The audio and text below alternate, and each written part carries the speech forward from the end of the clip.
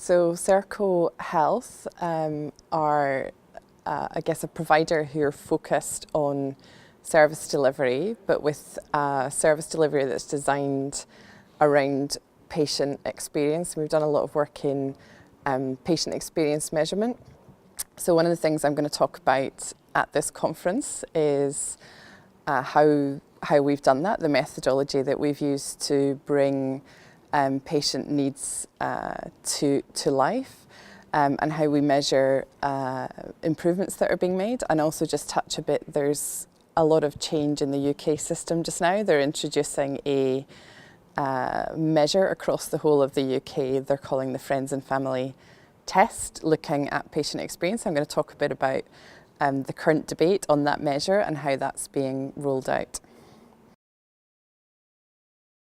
Well, it's an interesting question. I mean, I guess sometimes we do a lot of work in the UK system, and when you're in the UK system, I think it probably feels the same as it does in any other system, where there are huge challenges around improving outcomes and reducing cost.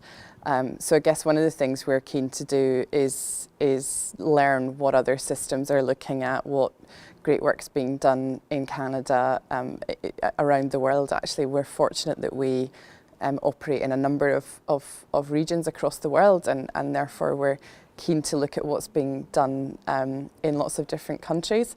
I think one of the things that the UK has done is focused on a couple of priorities nationally, and one of the current changes that's undergoing reform in the UK is to look at devolving more power for commissioning down to a much more local level. So the system has previously been quite centrally driven, and I think that's going to be a really interesting shift in terms of seeing what that does for outcomes in the UK system. Well, I guess that's one of the things I'm going to cover tomorrow when I talk, is that part of the thinking behind rolling out the Friends and Family measure in the UK is that will create some of the momentum to drive towards more patient-centred care.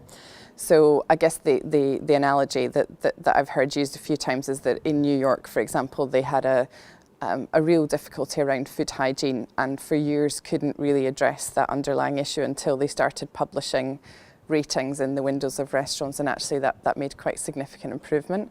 So there is a desire that this measure, being more public, will incentivise organisations to then look at the drivers of the measure and what's really underlying what it is that patients are looking for, and by that measure being transparent and benchmarkable across all the hospitals in the system, that will then begin the momentum to move towards a more patient-centric system. And I'm going to share some of the data for some of the hospitals that's been in the pilot region, and talk about some of the things that they've seen are important to patients and some of the changes they've made having had this measure in place.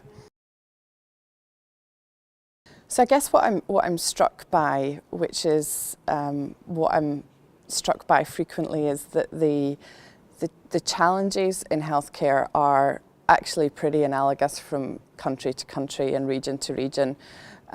So increased demand, less funding, age demographics. And actually the solutions are not ever at scale. So you see pockets of specific providers or systems or regions or states or countries that are doing things that are really sort of transformative, but it's rare that those solutions are at scale. So I think what I took away from the debate today, that's a lingering question in my mind here and in other regions, is how can we create some of these, how can we make sure that some of these solutions that are making a difference are implemented at scale and begin to sort of create a momentum and movement that can be instrumental in sort of shifting the needle.